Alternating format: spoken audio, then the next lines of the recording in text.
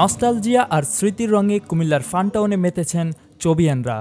দিনব্যাপী আয়োজনে পর্দায় উঠেছে কুমিল্লার সন্তান কণ্ঠশিল্পী আসিফ আকবরের গানে।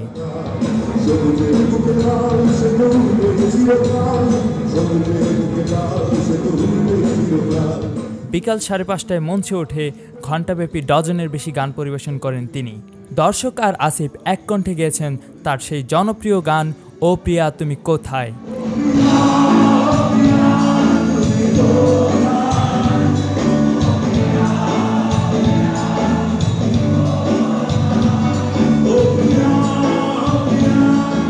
গানের মাঝে চট্টগ্রাম বিশ্ববিদ্যালয়ের স্মৃতি ও দুই ভাইয়ের ছবিতে পড়ার কথা জানান এই জনপ্রিয় কণ্ঠশিল্পী।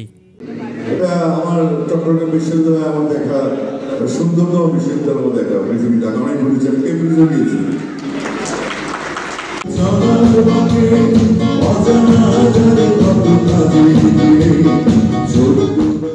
কুমিল্লার কাগজ, নিউজ ডেস্ক।